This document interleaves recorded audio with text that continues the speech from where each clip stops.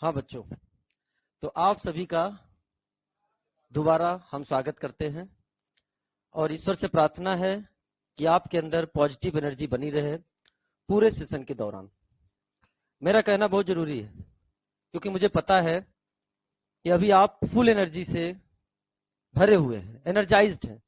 इतना एनर्जाइज्ड है कि अगर आपको कोई टच कर ले तो उसको करंट लग जाएगा। मुझे पता है सुबह जल्दी उठ भी गए होंगे, आज क्लास है, बस अब तो अपने सफर की शुरुआत कर देनी है। लेकिन ये भी सत्य है कि ये टेम्परामेंट हर कोई इंसान, जैसे हमने कल भी ओरिएंटेशन सेशन में आपसे बात करी थी, ये टेम्परामेंट कोई भी इंसान पूरे सेशन के थ्रू नहीं बना पाता है। जैसे जैसे हमारे लेक्चर्स आगे बढ़ेंगे, सभी टीचर्स के लेक्चर्स आगे बढ़ेंगे, हम आप में से लोगों को पॉइंट आउट करना शुरू कर देंगे। पॉइंट आउट करने का मतलब, इतनी बड़ी भीड़ है, अभी मैं क्लास में आया हूं जस्ट कुछ मिनट पहले, लेकिन हम आपको आइडेंटिफाई नहीं कर पा रहे हैं। सब हमारे लिए नए चेहरे लग रहे हैं लगभग। लेकिन जैसे 2-4 लेक्चर्स होंगे हम आपको पहचानना शुरू कर देंगे। हम केवल आपको पहचानना शुरू नहीं करेंगे, हम ये भी पहचान लेंगे, ये भी जान लेंगे कि आपकी प्लेस कहां रहती है, आप बैठते कहां हो। इवन दैट अगर किसी कारणवश आप अपनी प्लेस चेंज कर दोगे तो उलझन हमारे अंदर आ जाएगी कि ये यहां बैठता था या बैठती थी, अब ये है कहां, आज इसकी क्लास मिस हो जाएगी। फिर चिंता होने लगती है, मैं आस पड़ोस से पूछने लगता हूं कि ये कहां गए। कुछ दिनों बाद हम आप में से कई लोगों के नाम भी जानने लग जाएंगे, तब पता चलता है नहीं प्लेस बदल दिया है। तो कहता हूं बेटा ऐसा मजाक मत किया करो यार, ठीक है ना, ऐसा मजाक मत किया करो। कुछ ऐसे होंगे जो प्लेस बदलते रहेंगे, मुझे कोई फर्क नहीं पड़ेगा, वो क्लास में है भी कि नहीं है मुझे कोई फर्क नहीं पड़ेगा। तो ये नजरिया डेवलप कौन कर रहा है? आप डेवलप कर रहे हो, आप डेवलप कर रहे हो। आप भले इतनी संख्या में हो, कहोगे सर हम इतनी संख्या में आप मुझे आइडेंटिफाई कैसे करोगे? अरे हम आइडेंटिफाई कर लेंगे, अच्छे से आइडेंटिफाई कर लेंगे, हम एक दूसरे को पहचान लेंगे। मुझे लास्ट ईयर पता है मास्टर प्रो 1.0 MPA1 मॉर्निंग में जो चलता था, इधर एक बच्ची बैठती थी जहां तू बैठी है, उसका नाम था अलवीरा मिर्जा। एक बच्चा यहां बैठता जहां तुम टोपी पहन के बैठे हो, एकदम एग्जैक्टली देख लो वही। सगुन भी बहुत अच्छे हैं, ग्रह नक्षत्र बहुत अच्छे हैं आज। उसका नाम था फैजान। और एक पीछे की सीट पे, मतलब पीछे से तीसरे नंबर की जो सीट है वहां पर बच्चा बैठता था, जिसका नाम था मोहम्मद फैजान अहमद। एक इधर शाम के बैच में बच्चा बैठता था जिसका नाम था अरित्र, बता रहा हूं। एक इधर अलवीरा के बगल में एक बच्ची बैठती थी जिसका नाम था अनुष्का। ये नाम मैं बता रहा हूं, अभी तक भी मुझे याद है, प्लेस के साथ याद है मुझे। एक इधर बैठता था जिसका नाम था सौम्य मुदगल। सुनो, ये क्यों याद रह गए?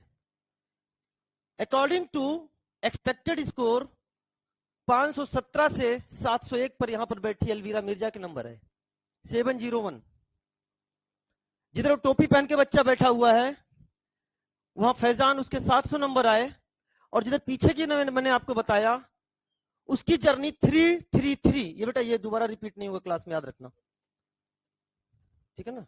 अब तक तो मरीज चला जाएगा अगर ऑपरेशन थिएटर में समय पे नहीं पहुंचे आप तो, ठीक है ना। और ऐसी जगह जाएगा फिर। वहां पीछे का बच्चा फैजान अहमद 333 333 नंबर से, मैंने अपने टेलीग्राम पर शेयर भी किया, कहानी भी देखना बेटा, टेलीग्राम का लिंक है, इसको आप लोग जरूर ज्वाइन करना, घर जाके अभी नहीं, बिकॉज सारी इंफॉर्मेशन हम आपको यहीं के थ्रू देंगे। उसके 333 से 701 मार्क्स आए। MPA1 के 3 स्टूडेंट्स 700 प्लस। अनुष्का 680। इधर जो सौम्य मुदगल बैठा था वो हमारे लिए इसलिए खास है क्योंकि नीट 2023 में उसके मात्र 100 मार्क्स थे, ओनली 100। किसी को प्रूफ चाहिए, मेरे मोबाइल में पड़ा है, देख लेना, केवल 100 नंबर थे। लास्ट के 2 महीने उसकी पढ़ाई नहीं हो पाई ठीक से किन्हीं कारणों, फिर भी वो 610 पर है बैठा। अभी 100 से 610 की छलांग मारी है।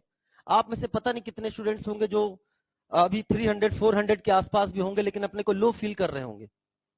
कोई फर्क नहीं पड़ता, एक लाइन खींच दो, एक लाइन खींच दो आज, आज अगर आपके 500 मार्क्स हैं, 600 मार्क्स हैं, अगर आप क्लास में बैठे हो और एक बंदा 100 या 200 वाला ही बैठा है, अपने आप को सुपीरियर मत समझना 500 प्लस वालों, और अपने आप को इंफीरियर मत समझना कम नंबर वालों, क्योंकि हिसाब तो अब आज से शुरू होगा। हिसाब आज से शुरू होगा। आज के पहले कौन कितना नंबर लाता है कोई फर्क पड़ने वाला नहीं है।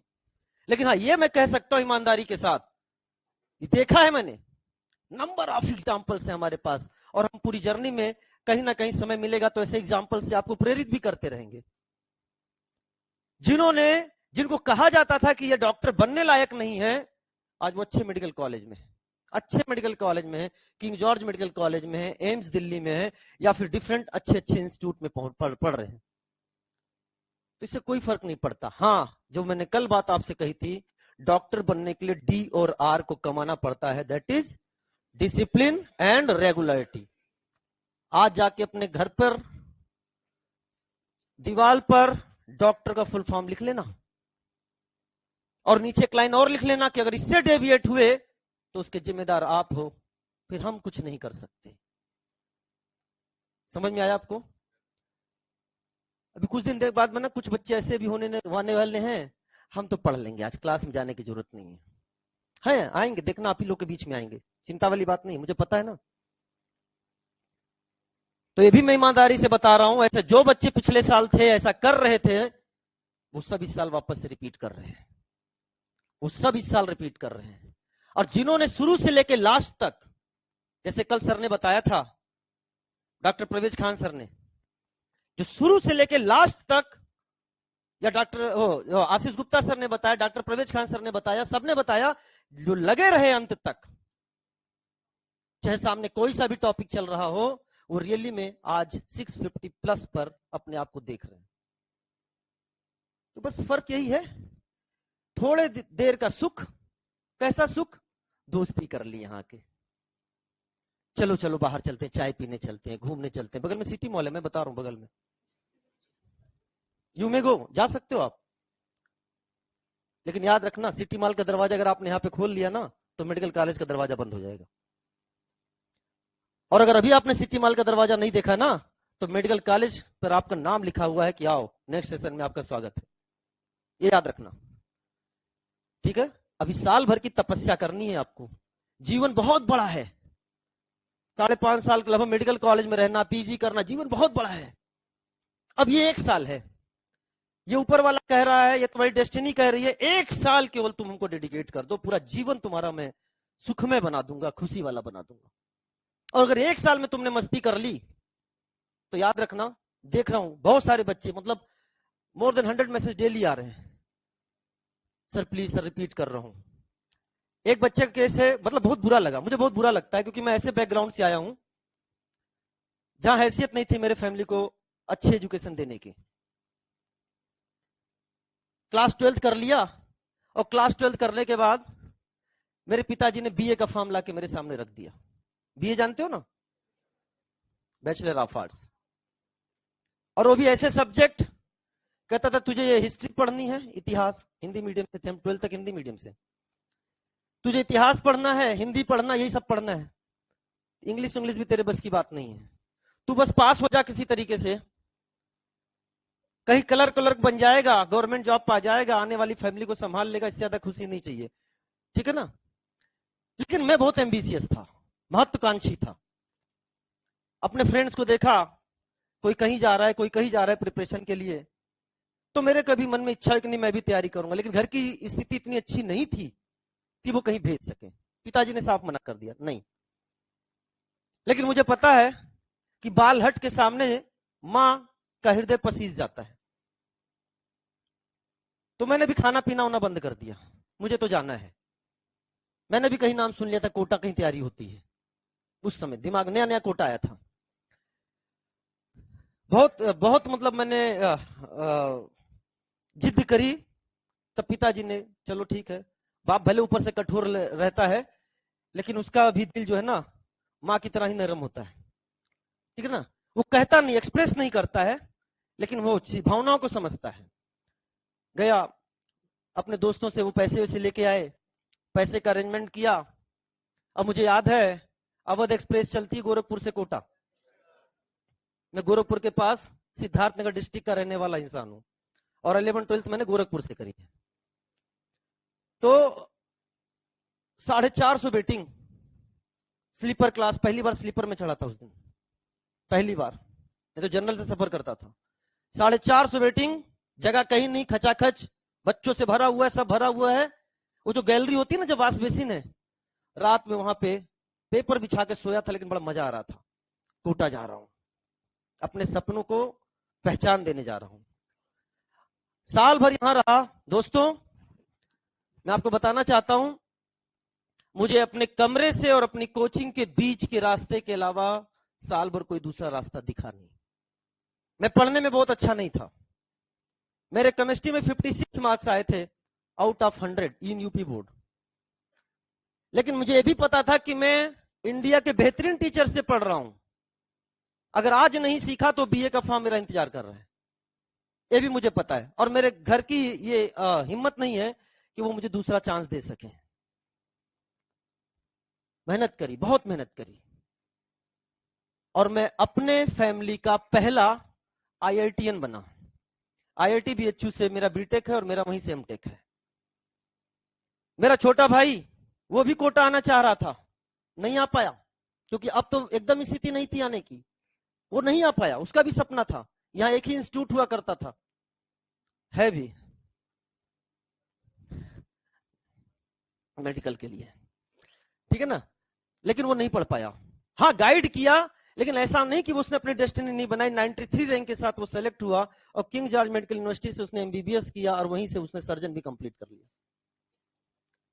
एक बच्चा मुझे, मैंने ये बात कैसे याद आ गई, एक बच्चा मुझे मैसेज करता है, सर मेरे पिताजी ने खेत बेच के मुझे पढ़ने के लिए भेजा है। मुझे बड़ा यार बहुत अजीब लगा। मेरे भाई लोग भी पढ़ रहे हैं, लेकिन सर मेरा सिलेक्शन नहीं हुआ। अगली लाइन जब उसने लिखी ना, तो रियली मुझे बहुत बुरा लगा। सर लास्ट के 5 महीने में सिंसियर नहीं था, मैंने पढ़ाई छोड़ दी थी, मेरा मन नहीं लगा पढ़ने में, मैं थोड़ा इसीलिए मुझसे गलती। अरे भाई, इतना बड़ा चीज लिख रहे हो, तुम्हारा फैमिली तुम्हारे लिए कर रहा है, फिर तुमने पढ़ाई क्यों नहीं करी? और आज तुम हमारे सामने आ रहे हो, सर डिस्काउंट कर दीजिए, डिस्काउंट करवा दीजिए आप हमारा। तो याद रखना, मेरे कहने का मतलब यह है कि आपको अभी से, आज डे 1 है, लग जाना है, हर दिन का हिसाब रखना। एक डायरी लिख लो, एक डायरी अलग से बना लो, कितना समय बर्बाद करते हो उसको जरूर लिखना, उसमें अपना हिसाब जरूर लिखना उसमें। कल जब आप आ रहे हो तो क्या अपना पिछला वर्क कंप्लीट करके आ रहे हो? क्या 24 आवर्स के लिए लॉयल हो कि नहीं? केवल 24 आवर्स के लिए। फिर अगले 24 आवर्स की बात हम अगले 24 आवर्स में करेंगे। ये लॉयल्टी बना के रखो और अपने हर एक माइनर को नीट का एग्जाम बनाकर रखो। नीट का एग्जाम कि बस 21 दिन के बाद है, इस 21 दिन में जो पढ़ाया जाएगा वही मुझसे पूछा जाएगा। मैं 720 में 720 लाने का प्रयास करूंगा या करूंगी, ये आपको प्रयास करना है। हो सकता ना आए, 400 आए, 500 आए, कोई फर्क नहीं पड़ता, लेकिन प्रयास करना है। और जहां गलतियां आई हैं उनको इरिडिकेट करके, उनको खत्म करके, उनको एलिमिनेट करके अपने को इंप्रूव करना है। याद रखना, हमें पता है कि पूरी क्लास सेलेक्ट नहीं होती, ये ट्रुथ है, पूरी क्लास सेलेक्ट नहीं होती, लेकिन हमें यह भी पता है कि क्लास में जितने स्टूडेंट्स हैं इससे ज्यादा मेडिकल की सीटें हैं, यह भी हमें पता है। तो ये आपको डिसाइड करना है, क्योंकि ऐसे भी क्लासेस देखें जहां 70% बच्चे सेलेक्ट हुए हैं। ठीक है, तो क्या आप तैयार हैं? ज्यादा लंबी बात नहीं कर सकते क्योंकि क्लास केवल 1 घंटे की है, ठीक है ना। और दूसरी बात, हमें और आपका एक दूसरे का साथ बना रहना चाहिए। समझ में आया? आप ऐसा विश्वास दिलाइए, आप ऐसा सारे टीचरों का दिल जीत लीजिए। हम लोग जो फैकल्टी रूम में बैठते हैं ना, तो सब हम लोग अपने अपने क्लास की बातें करते हैं। अरे जानते हो, अभी मैं MP1 से आया हूं, अभी मास्टर प्रो 1 है ना, अभी मास्टर प्रो 1 से आया हूं, मजा आ गया आज क्लास लेके। फिर कोई टीचर कहते हैं, अरे यार आज तो क्लास में जाते ही दिमाग खराब हो गए, बच्चे कहाँ, क्या मतलब, क्या पढ़ना ही नहीं चाहते। अब खुद बताओ उस फैकल्टी रूम में तुम्हारा इंप्रेशन कैसा जाए, वो तुम्हें डिसाइड करना है। अब कोई कह रहा हो यार मास्टर प्रो 1 के बच्चे क्या खतरनाक थे, तो पता चले जो अगला टीचर आने वाला है पढ़ाने के लिए वो भी एकदम, अरे क्या मजा आएगा, पढ़ाएंगे, जाके जान झोंक देंगे। और पहले का इंप्रेशन बन गया कि बच्चे ही वैसे ही हैं, अरे ठीक है हम भी वैसे ही आ जाएंगे। समझ रहे हो ना? इस प्लेटफॉर्म से, इस बोर्ड से, इस टीचर से तुम्हें कितना कंटेंट लेना है ये तुम पर डिपेंड करता है, याद रखना। तुम जितना मेहनत करोगे ना उससे ज्यादा हम मेहनत करने वाले हैं, बहुत ज्यादा मेहनत करने वाले हैं। तो चलिए ज्यादा लंबी बात नहीं करेंगे, wish you all the best. Start करते हैं और पूरा विश्वास करते हैं कि हर माइनर में आप हमें एक मैसेज जरूर करेंगे, मैं अपना नंबर भी दे दूंगा, एक मैसेज जरूर करेंगे हर माइनर के बाद, ऑर्गेनिक ऑल करेक्ट, ये मैसेज आएगी। ये सिलसिला शुरू होगा और ये सिलसिला चलेगा नीट के एग्जाम तक। जब नीट के एग्जाम से भी निकल के आएंगे तो भी क्या बोलेंगे, ऑर्गेनिक ऑल करेक्ट। और जैसे हर इस साल भी बहुत सारे बच्चों ने बोला क्या, ऑर्गेनिक ऑल करेक्ट। तो मैं बताना चाहता हूं कि घर जाइएगा तो वैसे पता चल जाए एसिड सर 1 डायरेक्ट लिख लोगे, या chemistry simplified bye Unacademy search कर लेना। टेलीग्राम चैनल इसलिए ज्वाइन करने के लिए बोल रहा हूं क्योंकि जैसे कि हमें एनसीईआरटी आपको पढ़ने के लिए देना है, हाईलाइटेड एनसीईआरटी पढ़ने के लिए देना है, या कुछ क्वेश्चंस के फॉर्म में कुछ आपको देना है, तो हर चीज यहां पॉसिबल नहीं है, तो वो हम अपने टेलीग्राम चैनल्स के थ्रू आपको देते रहेंगे। ठीक है, कोई क्वेश्चंस? नो क्वेश्चंस, आगे बढ़े? हाँ साहब, चलिए ठीक है, चलिए साहब, तो स्टार्ट करते हैं। ये यहां से अगर ना मिले तो यहां से आप स्कैन भी कर सकते हैं। ठीक है, चलो, ये गलती से आ गया है इंस्टाग्राम, इसके लिए इसका ये मतलब नहीं कि तुम जाके इंस्टॉल करना, नो नो नो नो, ठीक है ना। चलिए साहब, तो सबसे पहले हम लोग चर्चा करते हैं ऑर्गेनिक कंपाउंड्स, और हाँ एकदम बेसिक से चलूंगा। आज कुछ यहां पर है, कुछ यहां पर है, तो इनको पहले यहां तक ले जाऊंगा फिर सबको यहां तक लेके आऊंगा। तो एकदम बेसिक से चल रहा हूं। हाँ, बस एक चीज हमें बस तुमसे चाहिए, थोड़ा स्पीड बढ़ाकर लिखना। यहां पर 4 कलम वाले जो स्लो स्पीड के हैं वो प्लीज अपने घर रख के आए। हाँ, अगर आपकी फास्ट स्पीड है, 4 नहीं 8 पेन यूज करो, मुझे कोई फर्क नहीं पड़ता, लेकिन मुझे पता है एक पेज लिखने में कितना टाइम मिलता है, मैं तुरंत नेक्स्ट पेज पे चला जाऊंगा, मैं पूछूंगा भी नहीं। तो आप पहले दिन से स्पीड बढ़ा के रखना। उसके पीछे रीजन है बेटा, रीजन है, ये भी सुनो, 2 मिनट और सही। रीजन ये है कि कोर्स खत्म करना कोई बड़ी बात नहीं, 50 लेक्चर में ऑर्गेनिक खत्म कर दूंगा, तुमको 40 में खत्म कर दूंगा, लेकिन ऑर्गेनिक भी खत्म होगी, तुम भी खत्म होगे, इसकी गारंटी भी मेरी है। मेरी बात सुनना ध्यान से। हाँ, मैं आज बहुत प्राउडली खड़ा रहता हूं प्लेटफॉर्म पर, और जितने साल से पढ़ा रहा हूं उतने साल से पढ़ा रहा हूं और खड़ा रहता हूं इसी हिम्मत के साथ। एक चीज की गारंटी देता हूं कि जब नीट के एग्जाम में बैठोगे ना, पेपर सामने होगा ना ऑर्गेनिक का, तो जो तुम्हारे आंसर होंगे उछल उछल के कहेंगे मेरे को टिक करो। मेरे कहने का मतलब क्या है, मेरी हर एक शब्द तुम्हें याद आएगी, मैं कंसेप्ट भी सिखाऊंगा, नंबर ऑफ क्वेश्चंस भी कराऊंगा, और याद करने का तरीका भी सिखाऊंगा, जो कि ग्रे मैटर में जाके फंस जाए। जैसे इसी साल का एक क्वेश्चन है, कोई लास्ट ईयर पढ़ा है मुझसे? Raise your hand. Last year देखो है कुछ बच्चे हैं, इसलिए मैं बोलूंगा वो सत्य है, इसलिए बोला ताकि पता चले कि मास्टर फेक तो नहीं रहे। बिना प्रूफ के मैं कोई बात नहीं करता हूं। इवन दैट अगर आपको सत्यता की जांच करनी है तो अब यूट्यूब पे मैंने वन शॉट भी लिया है, आप वहां पे भी जाके देख सकते हैं, सेम चीज। जब मैं पढ़ा रहा था PCl5 और PCl3 के साथ रिएक्शन, PCl5 और PCl3 के साथ रिएक्शन, तो वहां पढ़ा रहा था कि PCl3 के साथ जो बाई प्रोडक्ट बनता है वो H3PO3 बनता है, और PCl5 के साथ POCl3 बनता है। लेकिन पता नहीं क्यों मन है कि मानता नहीं, मैं रुका और कम से कम 2 से 3 मिनट मैंने उस H3PO3 और POCl3 को दिया, रुका उस चीज को दिया।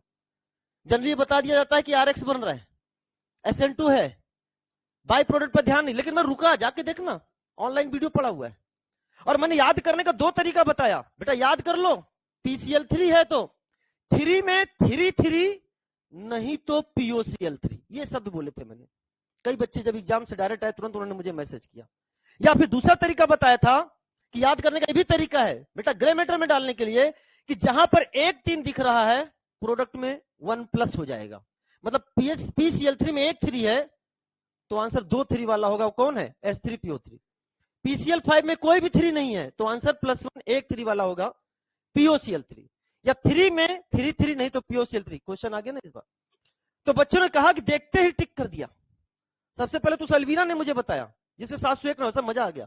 वो तो जैसे लगा कि क्लास में आप बोल रहे हो मैं टिक करके आ गई। तो ऐसे ही क्वेश्चंस शुरू से लेकर लास्ट तक सुनोगे, ऑर्गेनिक के सारे क्वेश्चन तुमको लगेंगे सर ने बस क्लास में से बोल दिया है, हमें टिक करके आना है। लेकिन उसके लिए तुम्हें क्या करना पड़ेगा, स्पीड इसलिए बढ़ानी पड़ेगी क्योंकि ऑर्गेनिक थ्योरी से नहीं जीती जाती। आप में से बहुत सारे बच्चे हैं जो तो क्या बोलते हैं, सर जीओसी तक तो हो जाता है, जीओसी के बाद पता होता है, वो रिएक्शन मैकेनिज्म मेरे को समझ में नहीं आता, कैसे क्या हो रहा है कैसे नहीं हो रहा है। उसी गारंटी मैं दे रहा हूं कि तुम्हारे आईयूपीएससी, आइसोमर और जीओसी से आसान होगा तुम्हारा रिएक्शन मैकेनिज्म, ये मेरी गारंटी है, अभी से नोट कर लो। तो जितना ज्यादा क्वेश्चन प्रैक्टिस करोगे उतना ही फायदा होगा। और क्वेश्चन प्रैक्टिस करने के लिए नंबर ऑफ लेक्चर डिफाइंड है, मान लो एक्स लेक्चर डिफाइंड है हमको। अब एक्स लेक्चर में तुम्हारी मर्जी, तुम हमसे कितना कंटेंट ले लो। तो अगर स्पीड बढ़ाओगे तो नंबर ऑफ क्वेश्चंस बढ़ जाएंगे। तो राइटिंग वेटिंग पर ध्यान मत देना, क्योंकि नोट्स अपने लिए बना रहे हो, पड़ोसी के लिए नहीं। अपने पढ़ो, पढ़ लो, सेलेक्ट हो जाओगे ना। अगर AIR 1 आ जाएगी ना तो तुम्हारे नोट्स जो तुम शायद एक बार पढ़ने के बाद खुद नहीं पढ़ पा रहे होगे, वो भी मार्केट में बड़ी महंगे बिकेंगे। AIR 1 का है, लोग कहेंगे इसको खरीद के हम शायद सेलेक्ट हो जाए। समझ में आया कि नहीं आया? चलो स्टार्ट करते हैं। तो लिखे हैं, सबसे पहले हम चर्चा करेंगे ऑर्गेनिक कंपाउंड। तो हेडिंग डालिए पहले, चैप्टर का नाम है क्लासिफिकेशन एंड नॉमेनक्लेचर। चैप्टर का नाम है, चैप्टर नाम छत पर लिखते बेटा, छत मतलब जो ऊपर, हाँ ये तो हेडिंग है, क्लासिफिकेशन एंड नॉमेनक्लेचर, ठीक है, classification and nomenclature of organic compound ये है, या क्लासिफिकेशन एंड नॉमेनक्लेचर भी चलेगा, क्लासिफिकेशन एंड नॉमेनक्लेचर, ठीक है। चलिए सबसे पहले लिखिए ऑर्गेनिक कंपाउंड। क्या है ऑर्गेनिक कंपाउंड, स्टार्टिंग हम लोग यहीं से करेंगे। तो लिखें बेटा, हाइड्रोकार्बन, और लिखें सभी लोग, hydrocarbon and its derivative, hydrocarbon and its derivative, hydrocarbon and its derivative are called organic compound. Hydrocarbon and its derivative are called organic compound.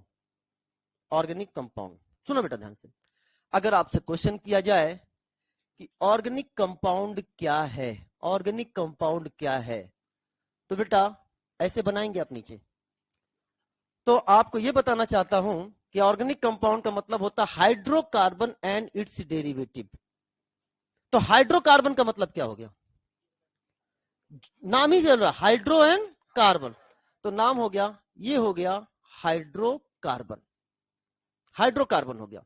And its derivative, किसके डेरिवेटिव, तो हाइड्रोकार्बन के डेरिवेटिव को हम लोग क्या बोलेंगे, हाइड्रोकार्बन डेरिवेटिव। तो अगर पूछा जाए ऑर्गेनिक कंपाउंड क्या है, तो बोलेंगे हाइड्रोकार्बन एंड हाइड्रोकार्बन डेरिवेटिव को कलेक्टिवली क्या कहते हैं, ऑर्गेनिक कंपाउंड। फॉर एग्जाम्पल, हमारे पास एक मॉलिक्यूल है CH4, जिसे हम बड़े प्यार से बोलते हैं मीथेन। ये है एक मीथेन, बहुत ध्यान समझना। इस मीथेन से अगर हमने एक हाइड्रोजन हटा दिया तो बन जाता है CH3, और ये वैलेंसी फ्री है, जिसे नाम देते हैं मिथाइल। क्या नाम देते हैं बेटा, मिथाइल। और अगर हमने इसमें कोई एटम या ग्रुप ऑफ एटम जोड़ दिया, दिस इज कॉल्ड CH3Cl, इसका नाम क्या हो गया, this is called as methyl chloride, methyl chloride. तो ध्यान समझे, जो हमारे सामने CH4 है ये केवल कार्बन हाइड्रोजन से मिलकर बना हुआ है, इसीलिए इसको हम लोग क्या बोलेंगे, this is called as hydrocarbon. Hydrocarbon से जब एक हाइड्रोजन निकाल देते हैं तो बनने वाली स्पीसीज को बोलते हैं हाइड्रोकार्बन रेडिकल। क्या बोलते हैं, हाइड्रोकार्बन रेडिकल। और जब हमने इसमें कोई फंक्शनल ग्रुप, कोई एटम या ग्रुप ऑफ एटम अटैच कर दिया other than carbon and hydrogen, तो उसे बोलते हैं हाइड्रोकार्बन डेरिवेटिव। क्या बोलते हैं, हाइड्रोकार्बन डेरिवेटिव। क्या मेरी बात समझ आई कि नहीं बेटा? तो this is hydrocarbon, this is hydrocarbon derivative. मेरे क्वेश्चन का जवाब दो। मैं आपके सामने लिख रहा हूं, इधर का लिखने की जरूरत नहीं है। मैंने लिखा CH4 एंड लिख दिया CH3Cl। ये एक ऐसा क्वेश्चन मैं बताने जा रहा हूं कि बच्चे इसको भी बहुत आसानी से एग्जाम में गलत करते हैं, और मैं गलती करवाऊंगा, क्लास में गलती करवाऊंगा, तब तुम्हें एहसास हो जाएगा। बताओ बेटा, इसमें हाइड्रोकार्बन कौन है? ए या बी? जवाब दो। ए है। हाइड्रोकार्बन डेरिवेटिव कौन है? ऑर्गेनिक कंपाउंड कौन है? A and B both. तो कहने का मतलब है जब आप एग्जाम में बैठो तो उसमें देखो वो आपको हाइड्रोकार्बन पूछ रहा है कि आपसे हाइड्रोकार्बन डेरिवेटिव पूछ रहा है कि वो आपसे ऑर्गेनिक कंपाउंड पूछ रहा है। एक क्वेश्चन यहां से टेस्ट पेपर में कंफर्म है आपका, माइनर आने वाला, जो कि बहुत बच्चे गलत कर सकते हैं अगर वो ध्यान से नहीं पढ़ेंगे। अगर और सिंप्लीफाइड करें तो आप बताओ, जब हाइड्रोकार्बन है, अगर कार्बन हाइड्रोजन से मिलकर बना है तो इसको हम लोग रिप्रेजेंट करते हैं आरएच से। किससे रिप्रेजेंट करते हैं? आर। ये हमारा क्या कहलाएगा? This is called hydrocarbon. यहां से हमने एक एच निकाल दिया तो जो बनने वाली स्पीसीज है दैट इज कॉल्ड एज क्या? Hydrocarbon radical. और इसमें कोई भी हमने ग्रुप ऑफ एटम या कोई एटम जोड़ दिया R Z, this is called as क्या? Hydrocarbon derivative. कहते हैं मेरी बात समझ आ रही कि नहीं आ रही है? ये सिंप्लीफाइड करके मैंने बताया केवल ये बताने के लिए कि हाइड्रोकार्बन, हाइड्रोकार्बन डेरिवेटिव और ऑर्गेनिक कंपाउंड में क्या डिफरेंस है। क्वेश्चन पूछे तो हमें किस तरह से उसका जवाब देना है। मेरी बात समझ में आया? आर कुछ भी हो सकता है। आर का मतलब है नंबर ऑफ कार्बन। जैसे फॉर एग्जाम्पल आर क्या क्या हो सकता है? आपका CH3 मिथाइल हो सकता है, आपका CH3CH2 इथाइल हो सकता है, एटसेट्रा एंड सो ऑन। क्या मेरी बात क्लियर हो गई है? तो ये थोड़ी बहुत बात हमने इसके लिए कर ली। अब सुनना मेरी बात ध्यान से, दो चार लाइन हम इनकी हिस्ट्री के लिए भी बात कर लेते हैं। हिस्ट्री के लिए बात कर लेते, जो आपको पता है, वैसे नहीं भी पता हूं तो काम चल जाएगा। जैसे फॉर एग्जाम्पल आपने नाम सुना होगा वाइटल फोर्स थ्योरी का। वाइटल फोर्स थ्योरी किसने दिया था? वर्जिलियस ने। ये लगभग 1780 की बात है, 1780 की बात है। उस समय बोला गया था, वाइटल फोर्स थ्योरी में बोला गया था कि जो ऑर्गेनिक कंपाउंड हैं वो कहां से आते हैं बेटा? बताओ। लिविंग ऑर्गेनिज्म से आते हैं। कहां से आते हैं? Living organism. ये लिविंग ऑर्गेनिज्म क्या क्या हो सकते हैं आपके? बताओ। ये आपके एनिमल भी हो सकते हैं, ये आपके प्लांट भी हो सकते हैं। और उन्होंने बोला था कि इस लिविंग ऑर्गेनिज्म में एक फोर्स पाया जाता है, जिस फोर्स का नाम क्या बोला गया था? Vital force. एक मिस्टीरियस फोर्स था। कौन सा फोर्स था बेटा? एक मिस्टीरियस, एक रहस्यमय फोर्स था। और इस वाइटल फोर्स इस लिविंग ऑर्गेनिज्म में पाए जा रहे थे, उन्हीं से हमारा क्या सिंथेसाइज होता था, क्या मिलता था बेटा? बताओ। Organic compound.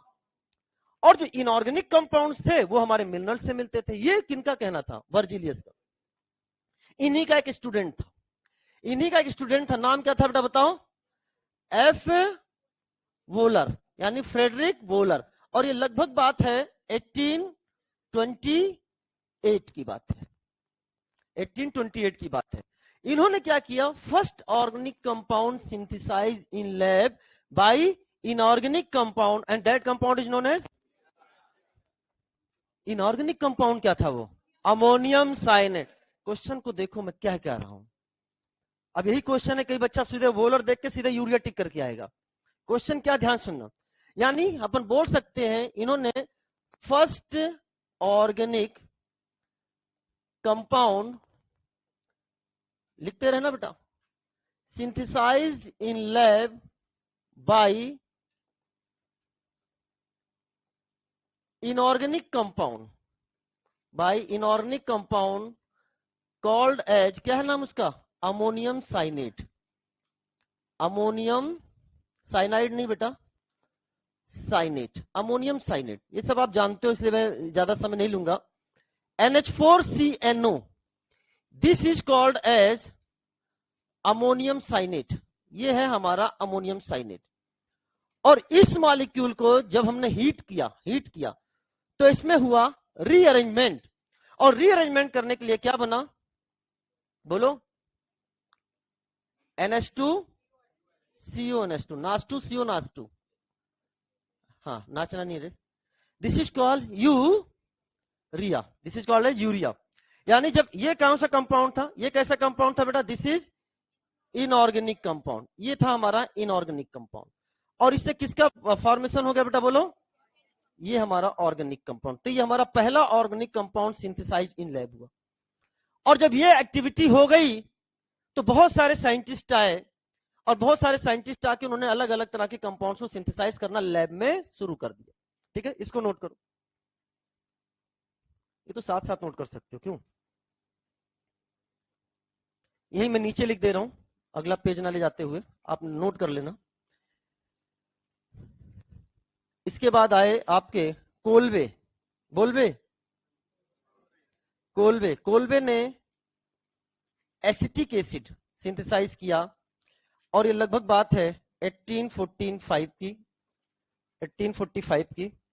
और इसके बाद आए बर्थेलॉट, आपके सब एनसीईआरटी में दे रखा है बेटा। बर्थेलॉट ने बताओ किसके लिए किया काम? एनीवन? अरे अब तो पढ़ के बता दो। एनिमल प्लांट, ये क्या है? मीथेन पे काम किया,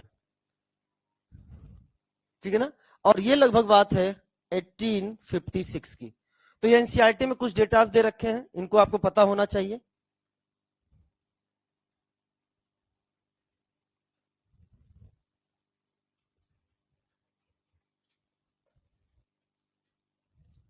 एक घंटे क्लास पता ही नहीं चल रही है।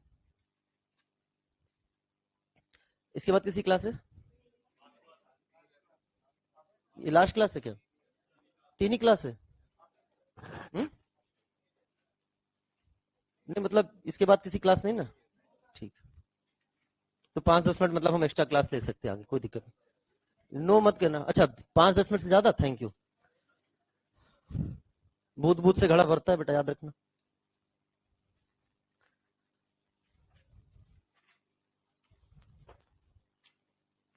अभी यहां से क्लास लेके तुरंत मुझे भागना है कुन्हाड़ी, क्योंकि अगली क्लास है कुन्हाड़ी। अभी सुबह वाला थोड़ा सेशन सारे टीचर्स के लिए, यहाँ क्लास लेना कुन्हाड़ी ही थोड़ी ना है, यहाँ से कम से कम 10 किलोमीटर है।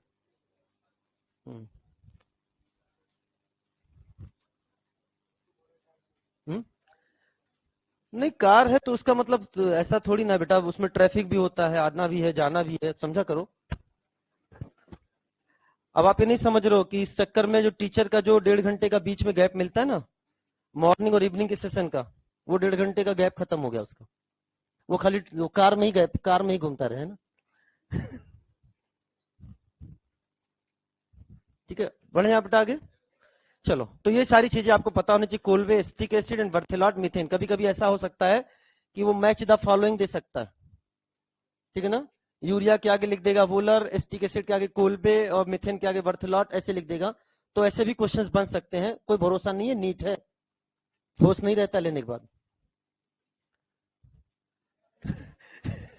टेट्रावैलेंसी ऑफ कार्बन नुकसानदायक है बेटा। देखो मुस्कुरा दी, जो लोग नहीं मुस्कुराते वो भी मुस्कुरा दिए, ठीक है ना। लिखो बेटा tetravalency of carbon. Tetravalency of carbon, हम यहाँ ज्यादा समय नहीं लेंगे। इनऑर्गेनिक केमिस्ट्री में जाकर हम बस उतना ही शब्दों का यहाँ प्रयोग करेंगे जितना हमारे ऑर्गेनिक के लिए जरूरी है। बाकी जब इनऑर्गेनिक वाले सर आएंगे तो आपको वो सारी की सारी चीजें बेहतरीन तरीके से डिस्क्राइब करेंगे, ठीक है। तो सुनो बेटा, अगर कार्बन की बात करते हैं तो कार्बन का एटॉमिक नंबर कितना है बेटा बताओ? अरे तुरंत जवाब दो, इतना टाइम नहीं लगता है, और तो इतना टाइम नहीं लगता है, ठीक है। एटॉमिक नंबर 6 है। क्या इसका इलेक्ट्रॉनिक कॉन्फिगरेशन तुम्हें पता है? क्या होता है? 1s2 2s2। हाँ वेरी गुड, चलो कम से कम थोड़ा सा पता है। ये क्या है? 1s2 1s2। फिर क्या आएगा बेटा? यहां आ जाएगा बेटा 2s2। उसके बाद क्या आएगा? मैं सही बना रहा हूं, करेक्ट कर देना, ठीक है। 2p2। तो ये क्या है बेटा? 1s2। फिर क्या है? 2s2। फिर क्या है? 2p2। यहां तक कोई दिक्कत? नो दिक्कत। कितने अनपेड इलेक्ट्रॉन है? कोवैलेंसी बताएगा कोई? कोवैलेंसी यहां पे है 2। 2 बॉन्ड कर सकता है कि नहीं बना सकता? यहां पे कोवैलेंसी है 2। लेकिन ये कौन से स्टेट का कॉन्फ़िगरेशन हमने आपके सामने लिखा है? This is called as ground state configuration. अगर इसका हम फर्स्ट एक्साइटेड स्टेट यूज करते हैं, फर्स्ट एक्साइटेड स्टेट, मेरी बात ध्यान सुनना, क्या करोगे बेटा? क्या ये इलेक्ट्रॉन यहां पे कूद चुका है कि नहीं कूद चुका है? अब आपके सामने क्या बनेगा?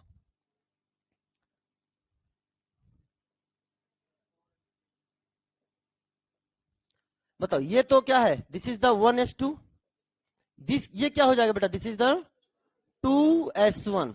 और यहां एक इलेक्ट्रॉन और एक यहां पर भी आ गया है, तो क्या हो जाएगा?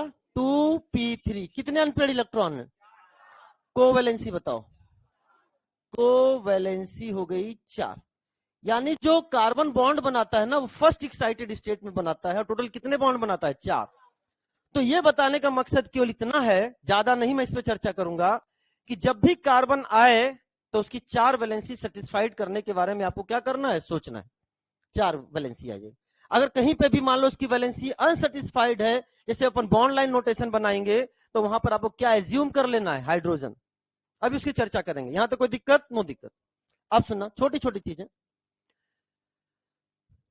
Veg dash representation, veg dash representation, ये मैं इसलिए बना के लाया, थोड़ा मेरा समय बचेगा, आपको बनाने का समय दिया जाएगा।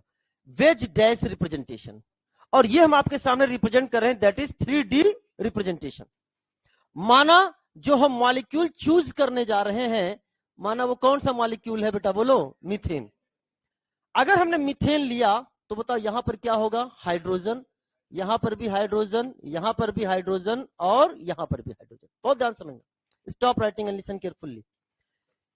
ये जो हमारे सामने, जो आपके सामने प्लेन में बनी हुई है लाइन, बोलो इसे क्या बोलते हैं बेटा? कहां पे है ये? In the plane of paper, in the plane of paper. हम आपके रिस्पेक्ट में लिख रहे हैं, अगर हमारा है तो इन द प्लेन ऑफ क्या हो जाएगा? बोर्ड हो जाएगा। ये कैसा है? इसे बोलते हैं डैश। इसे क्या बोलते हैं? This is called as dash and this is called as wedge. वैसे एनसीईआरटी में देखोगे तो यहां पर आपके सामने वो डैश बेज लिखेगा, यहां सॉलिड बेज लिखेगा। वो डैश बेज है, ये सॉलिड बेज है, बट अपनी भाषा हम लोग डैश और बेज बोल के निकल लेंगे। इन दोनों में खास बात और देखना, जब हमने डैश लाइन बनाई है तो जो ब्रॉडर एरिया है वो कार्बन के पास है, और जो नैरो एरिया है वो कार्बन से दूर है। जब हमने वेज बनाया है तो जो ब्रॉडर एरिया है वो हाइड्रोजन के पास है, और जो नैरो एरिया है वो, कितने बच्चों ने आज तक इस पर ध्यान नहीं दिया? ईमानदारी से हाथ उठाएं, देख लो। एनसीईआरटी चीज लिखता भी है, वो लिखता भी है। हो सकता है कल रिप्रेजेंटेशन आ जाए, कोई भरोसा नहीं है। वो ऐसा बना दे, दोनों इधर ब्रॉड, दोनों नैरो, कुछ कर, तुम उससे कहोगे ये क्या क्वेश्चन? समझ आया कि नहीं आया? तो तुम इतना याद रखो, डैश का मतलब क्या होता है? डैश का मतलब क्या होता है? डैश वैलेंसी का मतलब क्या होता है? आपकी तरफ की आपसे दूर। This is called as away from observer. Away from, ये हो गया away from observer. Away from observer, या क्या बोल सकते हो? प्लेन से बाहर की प्लेन के अंदर? अरे प्लेन के अंदर, प्लेन से बाहर तुम्हारे पास आ जाएगा, ठीक है? अच्छा, हम अंदर ऐसे देख रहे थे, बाहर वैसे देख रहे थे, तुम प्लेन ऐसे देखो, अपनी कॉपी को देखो। तो this is called as below the plane. क्या कहलाएगा बेटा? Below the plane. इसे क्या बोलोगे बेटा? This is towards observer. आप ऑब्जर्वर है बेटा, टूवर्ड्स ऑब्जर्वर, या क्या बोलोगे? Above the plane, above the plane. अरे याद करो, डैश का मतलब क्या है? जब तुम्हें गुस्सा आता होगा ना, बोलते हो ना डैश डैश, कहीं के दूर हो जा। डैश डैश मतलब फिल इन द ब्लैंक्स। जैसे आपके संस्कार वैसे डैश डैश, वो तो उस पर डिपेंड करता है आप किन शब्दों का चयन करते हैं। तो बोलते क्या? डैश डैश कहीं के दूर हो जा, तो ये डैश ही तो है ना, ये दूर है किससे? ऑब्जर्वर से। इसलिए जो दूर वाला हिस्सा है वो हमको छोटा दिखाई दे रहा है। क्या मेरी बात क्लियर हो गया? और वेज का मतलब क्या हो गया? Towards observe. अच्छा चलो यहीं पे चर्चा करता हूं, मुझे पता है कि आपको पता है, और हम थोड़ी देर बाद डिस्कस भी करेंगे। अगर मैं यहां से बात करूं, इस कार्बन का हाइब्रिडाइजेशन क्या है? sp3। Very good. कैसे पता चला आपको? 4 सिग्मा बॉन्ड होता है, तो उसमें एक s मान लेते हैं, 3 p। इसका मतलब ये नहीं कि मैं आपको हाइब्रिडाइजेशन कैलकुलेट करना भी नहीं सिखाऊंगा, वो भी सिखाऊंगा, बट यहीं पे हम थोड़ा चर्चा करना चाहते हैं। यानी इसका जो हाइब्रिडाइजेशन है दैट इज क्या है बेटा? वो sp3। एक s और 3 p मिलकर 4 sp3 हाइब्रिडाइज ऑर्बिटल बनाते हैं। और जो sp3 1s, sp3 1s, sp3 1s, sp3 1s की ओवरलैपिंग से ये बॉन्ड बनता हुआ आपको नजर आ रहा है। मेरा प्रश्न ये है, जैसे फॉर एग्जांपल ये हमारे सामने एक मॉडल है, ध्यान से, मुझे मत देखो बेटा, इसको देखो। मॉडल देखा तो मुझे देखने लग गया। हाँ इधर आओ इधर आओ, इसकी बात कर रहा हूं, मुझे मत देखो। कर रहा ये भी आप ही की तरह दिख रहा है, छोटा सा। अच्छा वापस आओ। परवेज खान सर पढ़ा के गए? तब तो तुम उनको ऐसे देख रहे थे, अब तुम ऐसे देख रहे हो, है कि नहीं है? ठीक है, ध्यान से देखना। अच्छा परवेज खान सर जब पढ़ाते होंगे तो शायद ये लाइन लिखने के लिए वो नीचे हाथ करके ऐसे लिखते होंगे, और मैं पूरा मतलब कोशिश कर रहा हूं, पूरी कोशिश की है, लेकिन बायोलॉजी के लैंडमार्क को मैं आज तक समझ नहीं पाया।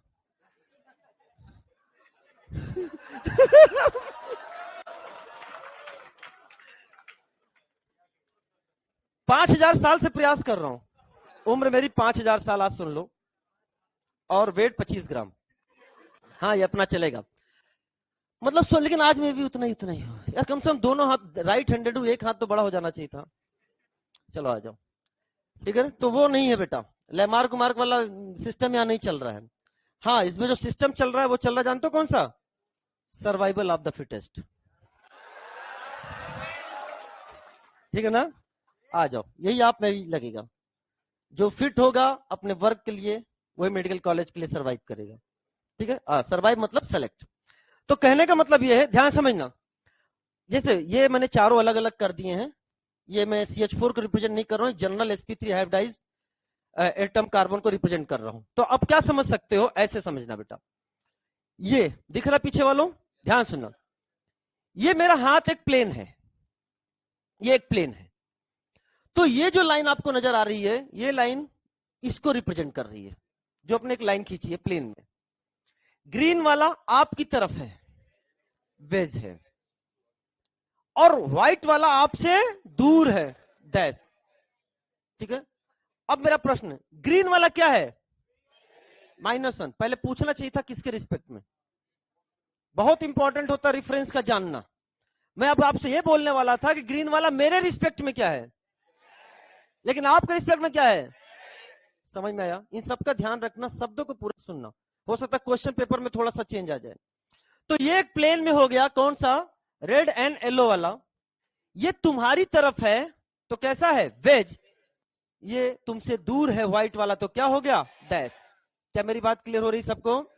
अब सुना मेरी बात। मेरा एक प्रश्न है कि अगर ये हाइब्रिडाइजेशन sp3 है तो इसमें 109 डिग्री, यू नो 109 डिग्री 28 का बॉन्ड एंगल होगा। कितने बॉन्ड एंगल आप 109 डिग्री 28 मिनट के हैं इन वन? ऑप्शन देंगे, रेज योर हैंड, जवाब नहीं देना है, ओपिनियन पोल होगा। ये भी एक चीज हमारे क्लास का सिलसिला है, ओपिनियन पोल, कि जहां पे मैं क्वेश्चन पूछूंगा उस हिसाब से आपको जवाब देना होगा, ऑप्शन मैं दूंगा। The number of bond angle of 109 degree 28 minute in one sp3 hybridised carbon. मेरी बात ध्यान सुनना, कितने लोग कह रहे हैं कि आंसर होगा 3? 3, गुड गुड। 4, 4, जो आंसर है वो बताओ। सच्चा इंसान है वो अपना हाथ उठाएगा, एक दूसरे का हाथ देख के नहीं जवाब देगा, क्योंकि जब आपके हाथ उठते हैं ना तो ईश्वर के चरणों में होते हैं, और वो आपकी सच्चाई देखना चाहता है। आप गलत हो या सही उसका वो अलग बात है। कितने लोग करें? 4, 4, 5, 6, 6, मतलब लगभग हर ऑप्शन में हाथ उठे हैं, लगभग हर ऑप्शन में हाथ उठे हैं। तो अब आपको यह देखना होगा, बच्चा कहता है 4, नहीं करना है मुझे कोई विचार। मैंने कहा क्यों? कह रहा 1 2 3 4। ये 2D है, इसको 3D में देखने का प्रयास करो। बहुत ध्यान समझना, बहुत ध्यान समझना। इस व्हाइट वाले से देखना, इस व्हाइट वाले से येलो वाला नंबर काउंट करना, कितना हो गया? 1। व्हाइट से ग्रीन, व्हाइट से रेड, 3 हो गए। अब सुनो, येलो से रेड, येलो से ग्रीन, और ग्रीन से रेड, कितने बॉन्ड एंगल निकल के आ गए? वापस से देख लो, 1 2 3 4 5 6। समझ में आ रहा है कि नहीं आ रहा है? वापस से देखो, थोड़ा जूम करके लेके आया हूं मॉलिक्यूल। 1 2 3 4 5 6। बातें क्लियर हो गई कि नहीं हो गई?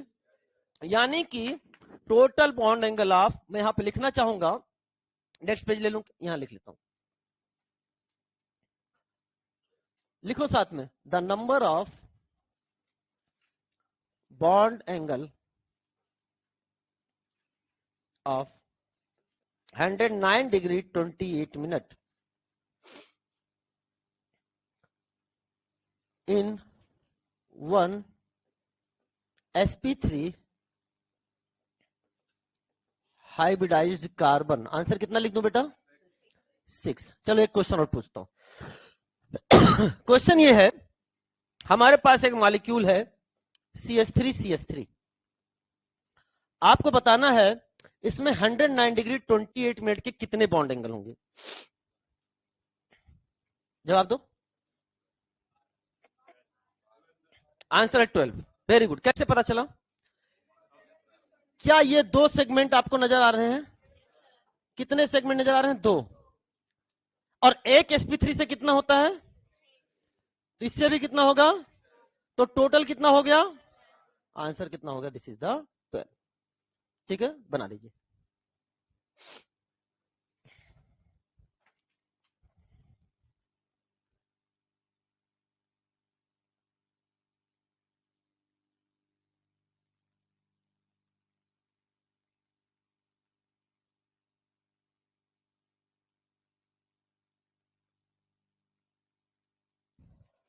एकदम बेसिक से चल रहे हैं।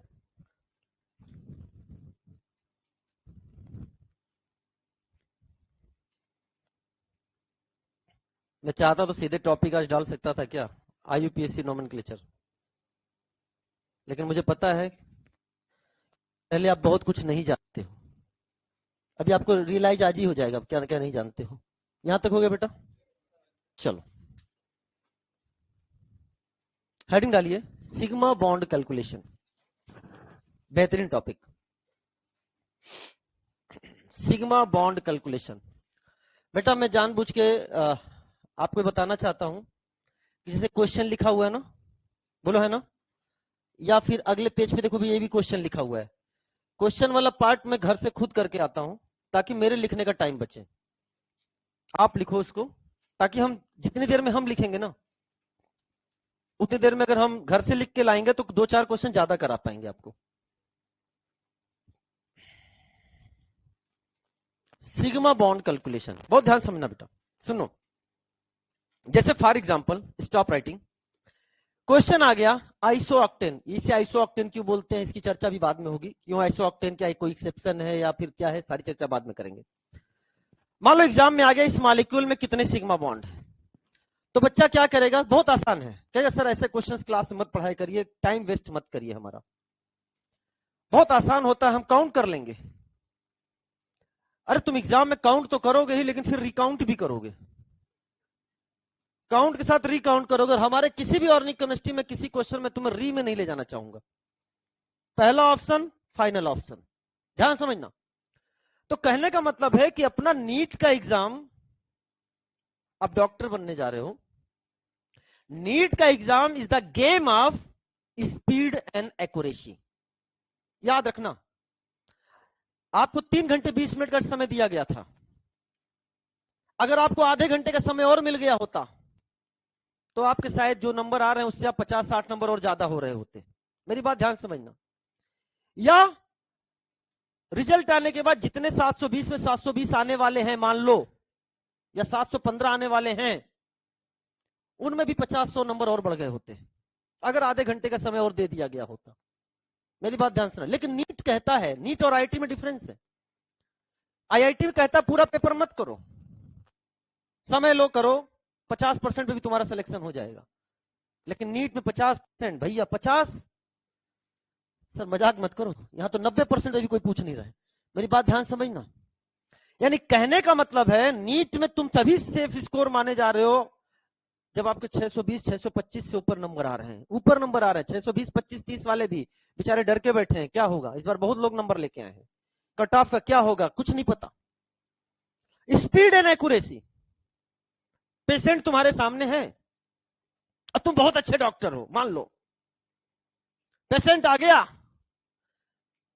आपको 1 मिनट का समय है उसकी जिंदगी बचाने के लिए, आप बहुत एक्यूरेट हैं, 100% इलाज कर सकते हैं, लेकिन स्पीड है कि आपको कम से कम उसको इलाज करने में 10 मिनट लगेगा, वो तो 1 मिनट में जा चुका है अब।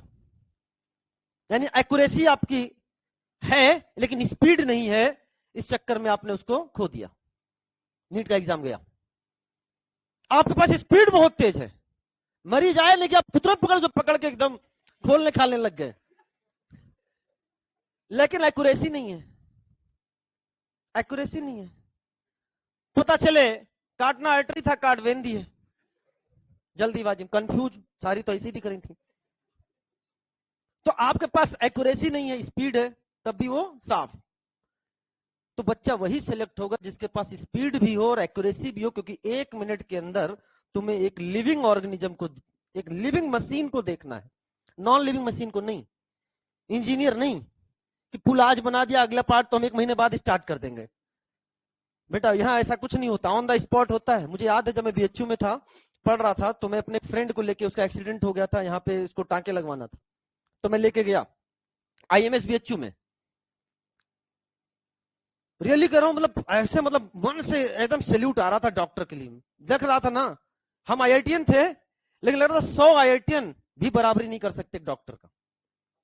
ये लोग कहते हैं ना डॉक्टर, ये मतलब बन के दिखाओ ना, रियली कर, बहुत नोबल प्रोफेशन है। एक मरीज आया, अभी वो आ ही रहा था, तब से उस डॉक्टर ने, हैंडसम डॉक्टर ने, बड़ा हैंडसम भी था, 30 इयर्स का होगा आसपास, उसने अपने हाथ ऐसे किए और तुरंत जो मतलब उसके रिप्रेजेंटेटिव होते, हेल्पर होते, उन्हें तुरंत एप्रन पहनाया उसके हाथ में, किसी ने हाथ में सीजर दिया, किसी ने कुछ दिया, और मतलब 1 मिनट के अंदर उसने उसके पेट को फाड़ा, पता नहीं क्या किया, एक नली आई उसमें फिट किया, ऐसे किया, कर दो। इतना फास्ट ट्रीटमेंट, मतलब उसको जिंदगी जा रही थी उसकी, तुरंत इतना फास्ट काम किया। वो काम करना है आपको, तो स्पीड और एक्यूरेसी, तो थोड़ा इसकी, हाँ, इसकी आदत हम आपको आज ही से डाल देंगे, स्पीड की, नोट्स फास्ट लिखना। और मुझे पता है कुछ लोग का छूटेगा भी, मुझे पता है, आई नो, कुछ लोग का छूटेगा, कुछ लोग कहेंगे सर सर प्लीज, ऐसे लोगों को मैं अनसुना कर दूंगा, तो उससे क्या, तो क्या होगा, अगली बार से वो खुद उस पर आ जाएंगे कि हमें ये सुनने वाला नहीं है। समझ में आया बेटा? तो सुनो, तो सिग्मा बॉन्ड कैलकुलेशन की बात कर रहे हैं, सुनिए।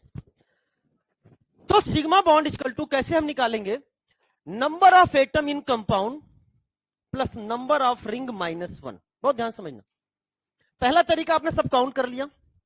दूसरा तरीका सुनो, कितने कार्बन नजर आ रहे हैं इसमें, 8 कार्बन है, 8 कार्बन है, तो मैंने क्या लिख दिया, that is C8। Hydrogen count कर लो, 1 2 3 4 5, 5 इंटू 3 कितने हो गए, 15, और कितने बचिए बेटा, 3 और जोड़ दो, कितने हो गए, 18। तो C8H18 बना कि नहीं बना? अब इसको देख के आपको क्या समझ में आ रहा है, नंबर ऑफ एटम कितने हो गए टोटल, 18 + 8 इक्वल टू कितना हो गया, 26।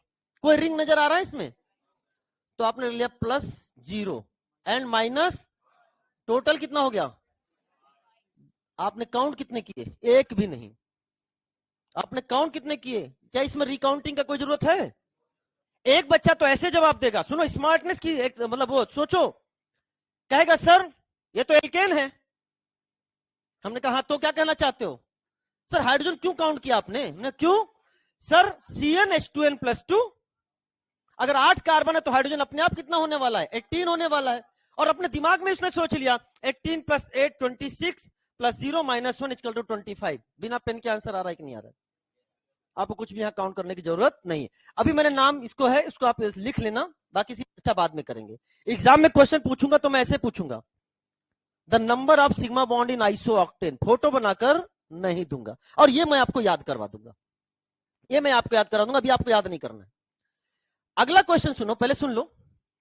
मैंने कहा एक बच्चे से, बच्चे बताओ इसमें कितना सिग्मा बॉन्ड है, लिखने वालों अब बात कर रहे हैं तो लिखना नहीं है।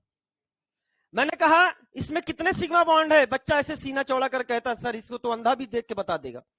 मैंने अंधा देख के बता देगा? कहता मन की आंखों से। मैंने कहा कैसे? कह रहा 1 2 3 4, 4 सिग्मा बॉन्ड है, 4 सिग्मा बॉन्ड। हमने कहा नहीं बेटा, ये बॉन्ड लाइन नोटेशन है, ये बॉन्ड लाइन नोटेशन है। कि सर बॉन्ड लाइन नोटेशन ये क्या होता है? मैंने कहा सुनो, सारे लोग मेरी बात ध्यान सुनो। मैंने कहा बेटा ये चीज सबसे बेकार लगती क्लास की मुझे, अभी मत ले जाइएगा प्लीज। अरे कोई बात नहीं, कोई बात नहीं, कोई बात, अरे कोई बात नहीं, कोई बात नहीं। हाँ ध्यान सुनना। मैंने कहा बेटा सुनो ध्यान से, यहां पर ये जो आपके सामने कॉर्नर नजर आ रहा है ना, ये पॉइंट नजर आ रहा है, ये कार्बन को रिप्रेजेंट करता है। मेरी बात ध्यान सुनना, मैं इसी क्वेश्चन के थ्रू आपको बॉन्ड लाइन नोटेशन बता रहा हूं, एनसीईआरटी में पूरी कहानी लिखी है, वो जाके पढ़ना। ये कार्बन को रिप्रेजेंट करता है और कार्बन की कितनी वैलेंसी? 4। लेकिन यहां कार्बन की कितनी वैलेंसी नजर आ रही है? 2। तो 4 में से वैलेंसी माइनस करो, जितना बच जाएगा उतना हाइड्रोजन एज्यूम करो। मन की आंखों से देखोगे तो यहां आपको कितने हाइड्रोजन नजर आएंगे? 2 हाइड्रोजन नजर आएंगे। टर्मिनल पे अगर कुछ भी ना दिया हो तो उसको मिथाइल रिप्रेजेंट करते हैं। क्या रिप्रेजेंट करते हैं? मिथाइल।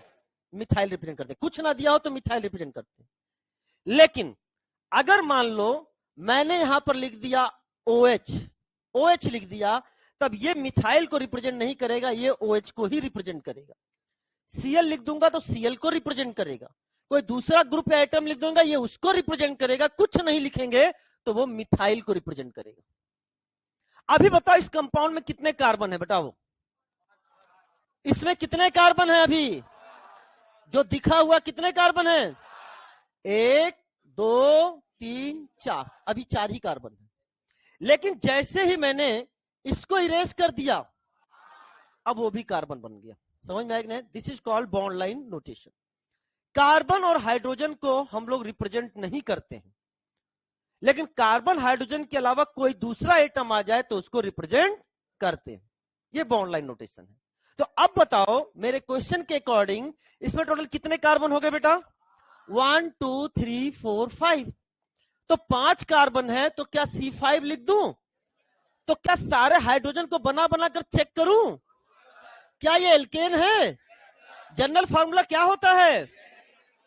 तो C5 के आगे क्या लिखोगे? H12। समझ में आएगा नहीं? बाकी बस एक रिप्रेजेंटेशन बता देता हूं कि यहां पर क्या होगा, कितने हाइड्रोजन होंगे? 3 हाइड्रोजन। यहां कितने होंगे बेटा? 2 होंगे। यहां कितने होंगे? 2 हाइड्रोजन। यहां कितने होंगे? सर कैसे पता चल जाता है कि 2 है और कैसे पता चल जाता है कि 3 है? बेटा टोटल कितना करना है हमको? 4 करना है। कितना करना है टोटल? हमें 4 करना। तो C5H12। अब बताओ टोटल नंबर ऑफ एटम कितने नजर आ रहे हैं आपको? 70। नंबर ऑफ रिंग कितने हैं? माइनस क्या कर देना है? टोटल क्या हो जाएगा? क्या सही बात है? This compound is called as, बहन जी नहीं बेटा, बेंजीन। संस्कार आपके अच्छे हैं, ये बहुत अच्छे लगा मुझे जान के, आपकी नजरें अच्छी हैं। This is called as benzene. और बेंजीन का क्या तुम्हें फार्मूला पता है क्या होता है? क्या होता है? This is called C6H6। चलो बेटा ध्यान सुनना, बताओ टोटल कितने एटम है? 12। अच्छा सर क्या यहां पर एक हाइड्रोजन होगा? यहां सब क्या होगा बेटा? एक एक हाइड्रोजन होगा कि नहीं होगा बेटा? क्यों एक ही हाइड्रोजन रखा मैंने? क्योंकि कार्बन की वैलेंसी कितनी कर रही है? 4।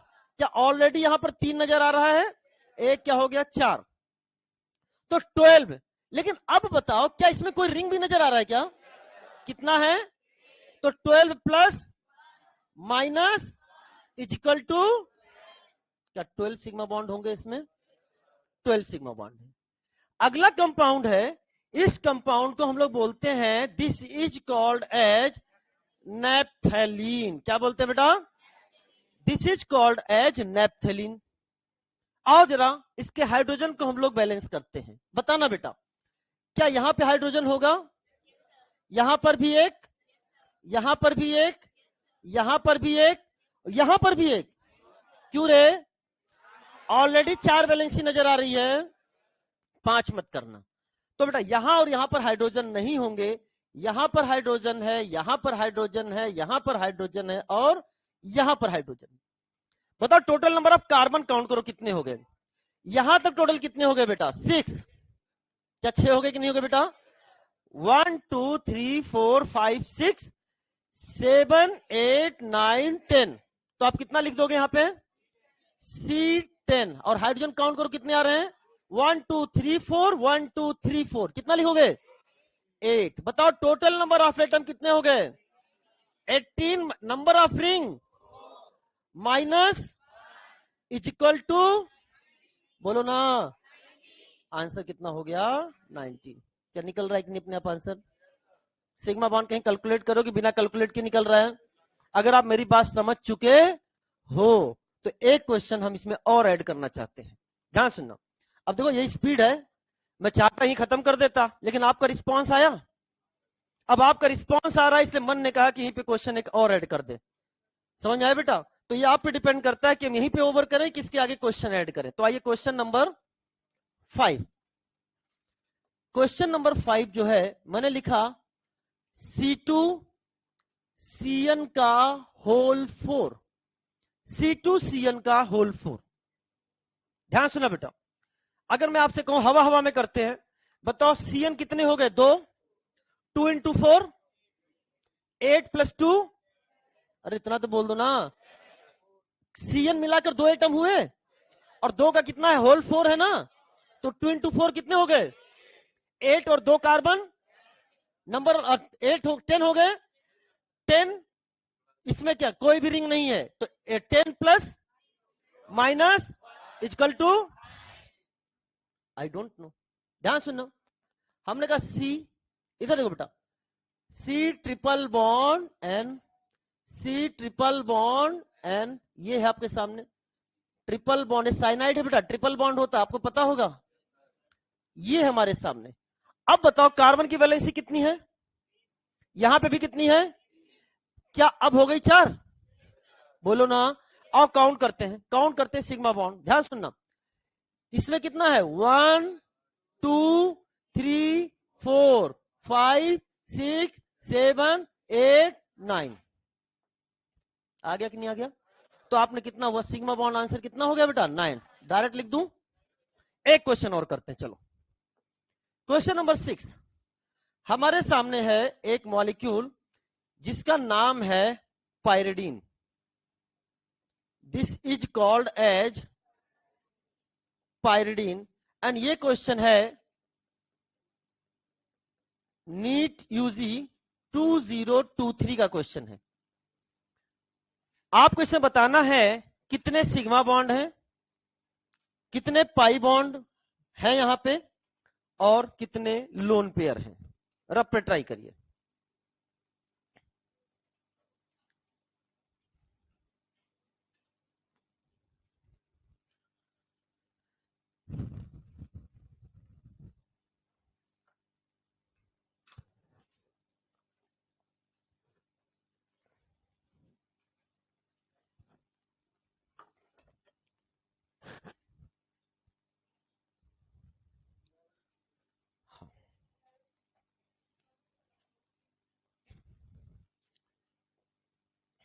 चलिए ट्राई करते हैं। दो पायरिडीन, सबसे पहले तो पायरिडीन का फोटो बनाकर नहीं देगा,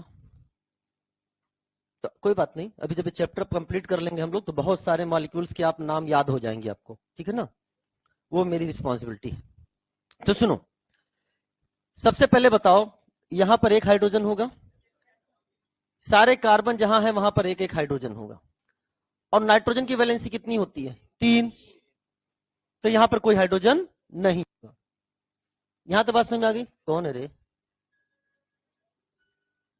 अब सुनो मेरी बात ध्यान से, यहां पे पहला क्वेश्चन पूछा है यहां सिग्मा बॉन्ड कितने होंगे, फिर बोला है पाई बॉन्ड कितने होंगे, फिर पूछा है लोन पेयर ऑफ इलेक्ट्रॉन कितने होंगे।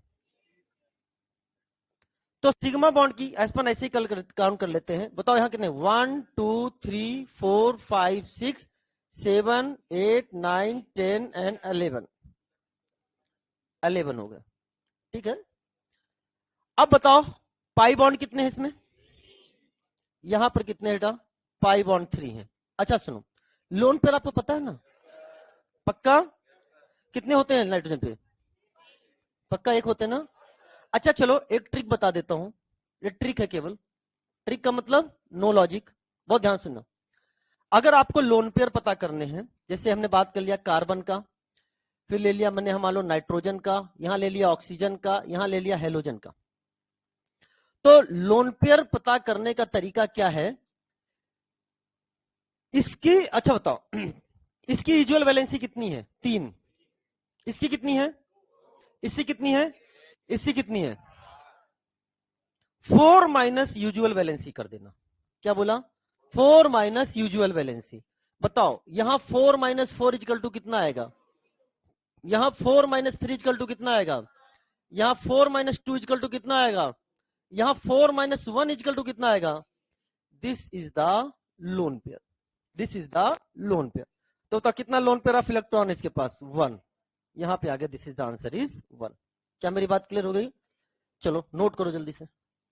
पहला वाला हो गया था, ये तो हो गया होगा। ज्यादा समय मत लेना, बहुत अच्छे बच्चे हो।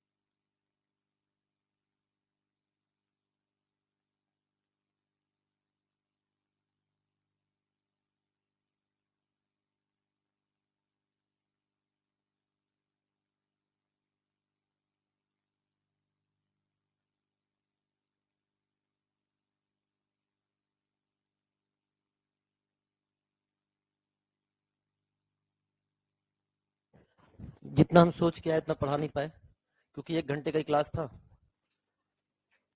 फिर अपन ने थोड़ी बातें भी कर ली, लेकिन कोई बात नहीं, बातों का टाइम सारा मैंने नोट कर रखा है। सूज समेत वापस लूंगा उस टाइम को। कॉपी बंद करने के लिए तो बोला नहीं मैंने।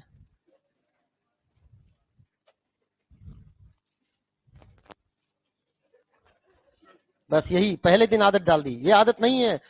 जब मैं क्लास के बाहर चले जाऊं उसके बाद कॉपी बंद किया करो। कभी कभी ऐसा, एक समय की बात बता रहा हूं, लास्ट क्लास चल रही थी मेरी 4th वाली, तो बच्चे बोलने लग गए sir sir sir time time time. मैंने कहा और तेज चिल्लाने लगे। मैंने कहा और तेज, मतलब इतनी तेज थी कि फ्लोर पर सब जगह आवाजें जाने लग गई। तो जानते मैंने क्या बोला? गजब की एनर्जी है तुम्हारे लिए यार, और इस एनर्जी को मैं खराब नहीं कर सकता। टाइम एक्सटेंड 1 आवर मोर। 1 घंटे टाइम एक्सटेंड हो गया उस दिन। अगली बार कोई आवाज नहीं कर रहा था, चुपचाप बैठे थे। फिर हमने कहा तो कोई बाधा नहीं है, तो क्लास तो वैसे ही आगे जानी है। मास्टर चालाक है, ठीक है ना। चलो अगला नोट करो।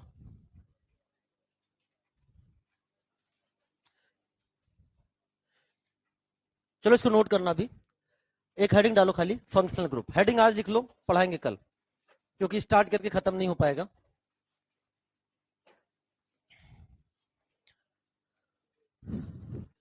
देखो, ऑर्गेनिक केमिस्ट्री में एंट्री करने से पहले बहुत ज्यादा जरूरी है कि हमारा जो है परिचय फंक्शनल ग्रुप से होना चाहिए।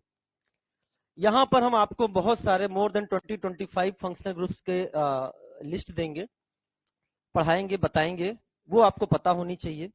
इसका मतलब ये नहीं कि वो लिखाने के बाद आप घर जाकर रट्टा मारना शुरू कर दो।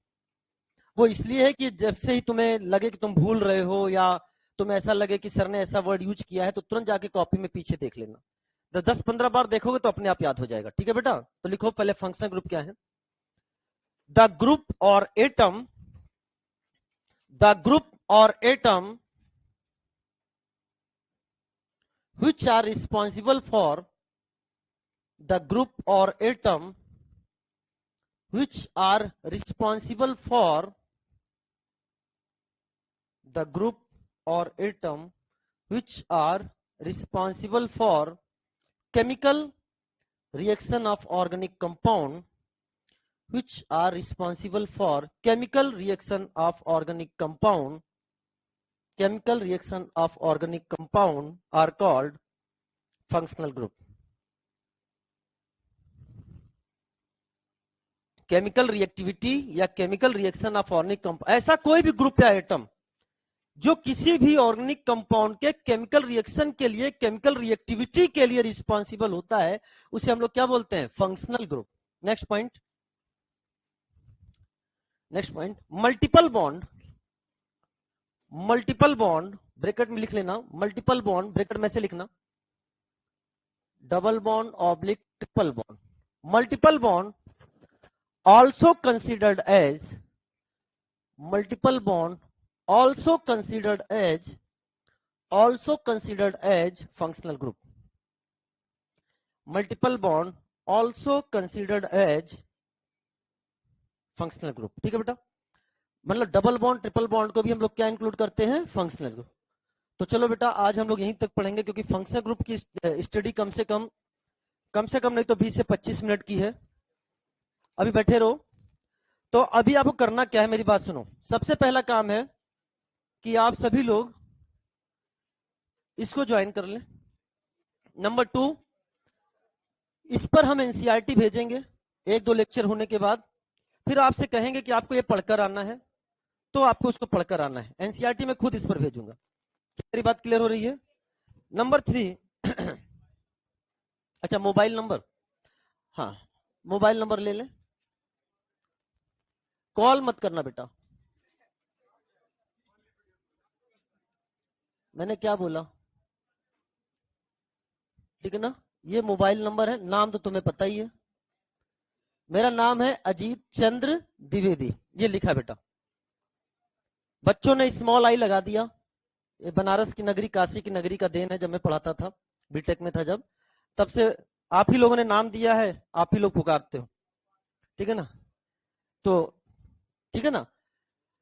तो आप ये है, एक बार तो इंस्टीट्यूट में आ गए कि मुझे अजीत सर से मिलना है। इंस्टीट्यूट वाले ने कह दिया यहाँ कोई अजीत सर नहीं है। और एक बार तो मैं क्रिकेट खेलने गया था, जर्सी के पीछे मैंने अपना नाम खुद से बोला, इस बार अजीत लिखवाते हैं।